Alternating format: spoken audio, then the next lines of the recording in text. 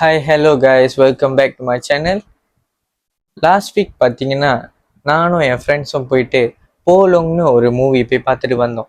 அந்த மூவி நீங்கள் பார்த்தீங்கன்னா இதுக்கு முன்னுக்கு மோனா ஃபெண்டியோட கேஸ் ரிலேட் பண்ண மாரி அந்த படத்தை எடுத்திருப்பாங்க.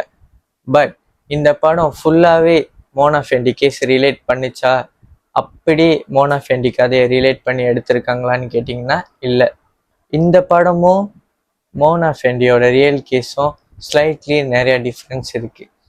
பிகாஸ் நீங்கள் பார்த்தீங்கன்னா இந்த படத்தில் எல்லாமே காட்டியிருப்பாங்க. மோனா ஃபெண்டி ஏன் ஜெயிலுக்கு போனாங்க, ஏன் கொன்னாங்க, போமோ எப்படி பண்ணாங்க, எல்லாமே காமிச்சிருப்பாங்க.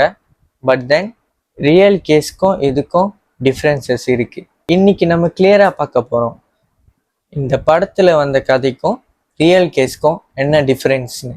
இந்த வீடியோவில் நான் சென்சேஷனலாக சொல்கிறத விட இந்த வீடியோவில் நான் கிளியர் பிரேக் டவுன்ஸ் கொடுக்க போகிறேன். அதாவது மோனா ஃபெண்டி யார், மஸ்லான் இட்ரிஸ் யார், அதுக்கப்புறம் ஆக்சுவல் மர்டரர்ஸ் இதில் யார், அவங்களோட டீட்டெயில்ஸ் எல்லாமே இன்னைக்கு நான் ஷேர் பண்ண போகிறேன்.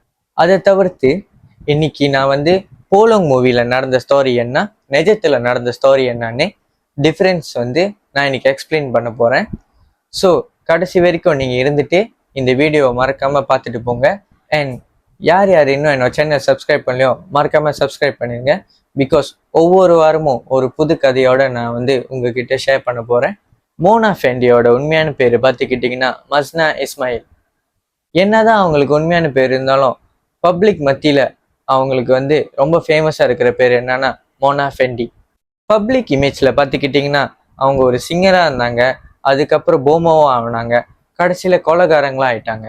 இந்த கொலை கேஸ் நடக்காத முன்னுக்கு அவங்க ஒரு சிங்கராக இருக்கிறப்ப அவங்க தான் பாப் சிங்கிங் கல்ச்சர் கொண்டு வந்தாங்க. அவங்களோட ரேட் கபாய சட்டை, அப்புறம் பப்ளிக் முன்னுக்கு அவங்களோட சிரிப்பு, இதெல்லாம் அவங்கள ஃபேமஸான ஒரு சிங்கராக ஆக்க வச்சிச்சு. பட் இந்த கேஸ் வர்ற வரைக்கும் ஆனால் நம்ம ரிமெம்பர் பண்ண வேண்டிய ஒரே பாயிண்ட் என்னன்னா, பப்ளிக் மத்தியில் ரொம்ப ஃபேமஸாக ஒரு சிங்கராக வாழ்ந்துட்டு இருந்த மோனா ஃபெண்டி ஒரு சைட், அப்புறம் ஒன் சைட் பார்த்தீங்கன்னா கோர்ட்டில் ப்ரூஃப் ஆன ஒரு கிரிமினல் மோனா ஃபெண்டின்னு ஒரு சைட். இப்போ நான் எது பற்றி பேச போகிறேன்னா விக்டிம் அண்ட் மோட்டிவ். யார் அந்த விக்டிம், மோனா ஃபெண்டி எதுக்காக அந்த விக்டிமை கொலை பண்ணுறாங்க அப்படின்னு. விக்டிம் பேர் என்னன்னு பார்த்துக்கிட்டிங்கன்னா டத்தோ மஸ்லான் இட்ரிஸ்.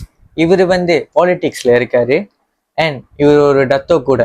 ஜூலை 2, 1993 இந்த டேட்டில் தான் மோனா ஃபெண்டியும் அவங்களோட ஹஸ்பண்ட் முகமது எஃபெண்டியும் போயிட்டு டத்தோ மஸ்லானை விசிட் பண்ண போகிறாங்க. அண்ட் அந்த நாள் தான் டத்தோ மஸ்லான் இட்ரிஸோட கடைசி நாள் அப்படின்னு ரிப்போர்ட்டில் சொல்லப்படுது. இந்த case black magic, ritual, political power இதெல்லாம் கலந்து ஒரு கேஸ். இதெல்லாம் ரிப்போர்ட்டிங் முன்னுக்கு சொல்லப்பட்ட ஒரு விஷயம். அண்ட் தென் ரிப்போர்ட்டிங்க்கு அப்புறம் அந்த விஷயம் என்னன்னா, மோனா ஃபெண்டிக்கு அவர்கிட்ட இருக்கிற காசு மேலே ஆசை அண்ட் தென் பவர் வேணும். இதுக்காக தான் இந்த கொலையை அவங்களும் அவங்க ஹஸ்பண்டும் பண்ணாங்கன்னு ஒத்துக்கிட்டாங்க கோர்ட்டில். ரியல் கேஸோட மோஸ்ட் ஹாரிஃபையிங் பார்ட்டே இங்கே தான். ஜூலை 22 மலேசியன் போலீஸ் சில இன்ஃபர்மேஷனை கேதர் பண்ணுறாங்க. அதில் கிடைச்ச விஷயம் என்னன்னு பார்த்தீங்கன்னா, டத்தோ மஸ்லான் இட்ரிஸோட பாடி பார்ட்ஸை எல்லாத்தையும் ஒன்றா கொலெக்ட் பண்ணி சேர்த்து வச்சு பார்த்தப்ப தான் அவங்க கன்ஃபார்மே பண்ணாங்க அது டத்தோ மஸ்லான் இட்ரிஸோட பாடின்னு. அப்புறம் தான் எல்லாத்துக்கும் தெரிய வந்துச்சு, டத்தோ மஸ்லான் இட்ரிஸை மோனா ஃபெண்டி அவங்க ஹஸ்பண்ட் சேர்ந்து 18 பீசஸாக டத்தோ மஸ்லான் இட்ரிஸை வெட்டி அவங்களோட வீட்டு சைட்லேயே புதைச்சிருக்காங்க. அதுவும் மண்ணுக்குள்ள சிமெண்ட் வச்சு மறைச்சி புதைச்சி வச்சுருந்துருக்காங்க. அப்புறம் தான் கோர்ட்டில் இந்த கேஸ் ப்ரூவன் ஆகுது. என்னன்னா, இது சூப்பர் நேச்சுரலான ஒரு மர்டர் இல்லை, இது ரியலி நல்லா பிளான் பண்ணி இந்த மர்டர் நடந்திருக்கு அப்படின்னு ப்ரூவன் ஆகுது. அதுக்கப்புறம் நீங்கள் பார்த்தீங்கன்னா மோனா ஃபெண்டி அவங்க ஹஸ்பண்ட் முகமது எஃபெண்டி அண்ட் அவரோட அசிஸ்டன்ட் ஒரு ஆள் ஜுரைமின்னு ஒருத்தர் அரெஸ்ட் ஆகுறாங்க. எப்பன்னா ஆகஸ்ட் 1993. 1994 இந்த கேஸ் கோர்ட்டுக்கு போகுது. இந்த கேஸ் மலேசியாவோட லாஸ்ட் ஹை ப்ரொஃபைல் ஜூரியோட பெரிய கேஸ்ன்னு சொல்லப்படுது. இதுக்கப்புறம் என்ன நடக்குதுன்னா 1995ல வந்து மோனா ஃபெண்டிக்கு வந்து தூக்கு தண்டனை கிடைக்குது. அதுக்கப்புறம் நிறைய அப்பீல்ஸ் போட்டாங்க. பட் எல்லா கோர்ட்லேயும் இந்த கேஸ் வந்து நிற்கல, எல்லாமே ஃபெயில் ஆயிடுச்சு. அண்ட் ஃபைனலி மோனா ஃபெண்டிக்கு வந்து தூக்கு தண்டனை வந்து கன்ஃபார்ம் ஆச்சு. இப்போ வாங்க நம்ம வந்து மூவி வெர்சஸ் ரியாலிட்டி என்ன டிஃப்ரென்ஸ்னு பார்ப்போம். ஃபர்ஸ்ட் பார்த்துக்கிட்டிங்கன்னா மூவியில் வந்து மரியா ஹடின்னு ஒருத்தவங்க கேரக்டர் தான் மோனா ஃபெண்டியா நடிச்சிருப்பாங்க. அந்த படத்தில் வந்து அவங்க பேர் மரியா ஹடி. உண்மையான கதைக்கு வந்து மோனா ஃபெண்டியோட உண்மையான பேர் பார்த்தீங்கன்னா வேற. ஸோ இது ரெண்டுமே டிஃப்ரென்ஸ். செகண்ட் வந்து என்னன்னு பார்த்துக்கிட்டிங்கன்னா மூவியில் வந்து ஃபத்திமான்னு ஒரு கேரக்டர் வந்து இன்ட்ரடியூஸ் பண்ணியிருப்பாங்க. அவங்க வந்து அந்த மூவியில் வந்து ஜேர்னலிஸ்டாக இருப்பாங்க. அவங்க தான் வந்து மோனா ஃபெண்டியை வந்து இன்வெஸ்டிகேட் பண்ணுற மாரி ப்ரீசனில் வந்து காட்டியிருப்பாங்க. அண்ட் ஃபைனலி அவங்கள வந்து மோனா ஃபெண்டியோட ஸ்பிரிட் தான் வந்து கொன்றோன்னு படத்தில் காட்டியிருப்பாங்க. பட் தென் இது எதுவுமே நிஜ வாழ்க்கையில் நடக்கவே இல்லை. ஃபாத்திமான்னு ஒரு கேரக்டர் இல்லவே இல்லை. தேர்ட் என்னன்னு பார்த்துக்கிட்டிங்கன்னா மூவியில் வந்து மரியா ஹடின்னு கேரக்டர் வந்து என்ன பண்ணுவாங்கன்னா அவங்க கிட்ட இருக்கிற போலவங்க வந்து வேற ஆளுக்கு ட்ரான்ஸ்ஃபர் பண்ணி விடுவாங்க. அதாவது யாருக்கிட்டன்னு பார்த்துக்கிட்டிங்கன்னா அந்த ஜேர்னலிஸ்ட் வந்து ஃபாத்திமான்னு ஒருத்தங்க இருந்தாங்களே அவங்களோட ஹஸ்பண்டுக்கு தான் இதை வந்து மாற்றி விடுவாங்க. ஸோ அவங்க ஹஸ்பண்ட் உடம்புல வந்து இந்த போலவங்க போயிட்டு உட்காந்துரும். ஸோ அவங்க ஹஸ்பண்ட் சொல்கிறதெல்லாம் அந்த ஆவி வந்து கேட்கும். ஆனால் ரிப்போர்ட் படி பார்த்தா நிஜ கதையில் இந்தமாரி யாருமே பொசஸாக ஆகலைன்னு வந்து சொல்லியிருப்பாங்க. ஃபோர்த்தா என்னன்னா மூவியில் வந்து அவங்களுக்கு வந்து ஒரு டாட்டர் இருப்பாங்க.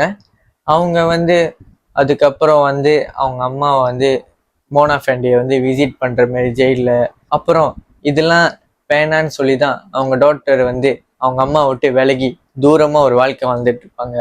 அந்த மாரிலாம் ஒரு கதை வரும். பட் நிஜ வாழ்க்கையில் பார்த்தீங்கன்னா மோனா ஃபெண்டியை பார்க்குறதுக்கு யாருமே ஜெயில் பக்கமே வரவே இல்லை. கடைசியாக நீங்கள் பார்த்துக்கிட்டிங்கன்னா ஆன் 4th April 2001 வந்து மோனா ஃபெண்டியோட தூக்கு தண்டனை வந்து கேன்சல் ஆயிரும். ஸோ அதை வந்து பிரிங் ஃபார்வர்ட் பண்ணுவாங்க. எப்போன்னு பார்த்தீங்கன்னா 2 November 2001 அந்த நாள் தான் மோனா ஃபெண்டியை வந்து தூக்கு போடுவாங்க. எங்கன்னு பார்த்தீங்கன்னா காஜங் ப்ரீசனில். இந்த தூக்கு போடும் போது மோனா ஃபெண்டி வந்து ஒரு லைன் சொல்லியிருப்பாங்க. அந்த லைன் வந்து பப்ளிக் முழுசாவே ஃபேமஸ் ஆச்சு. என்னன்னா அக்கு தக்கன் மத்தின்னு கடைசியாக சொல்லிட்டு இறந்துருப்பாங்க. ஸோ கைஸ், போலங் மூவிக்கும் நிஜமாக நடந்த மோனா ஃபெண்டியோட கதைக்கும் ஆக்சுவலி நிறையா டிஃப்ரென்ஸ் இருக்கு. இப்போ உங்களுக்கு புரிஞ்சிருக்கும் எது நிஜமாக நடந்த கதை, மூவியில் வந்து என்னென்ன ஸ்கிரிப்டட் பண்ணியிருக்காங்கன்னு. உங்களுக்கு இந்தமாரி இன்ட்ரெஸ்டிங்கான கதை வேணும்னா கீழே கமெண்ட் பண்ணுங்க. அடுத்தது நான் எந்த கதையை பற்றி பேசணும்னு. ஸோ நான் போயிட்டு அந்த கதையை பற்றி ரீசர்ச் பண்ணிவிட்டு உங்ககிட்ட வந்துட்டு கண்டிப்பாக நெக்ஸ்ட் வீடியோவில் நான் சொல்கிறேன். அண்ட் மறக்காமல் என்னோட சேனலை வந்து சப்ஸ்கிரைப் பண்ணிக்கோங்க.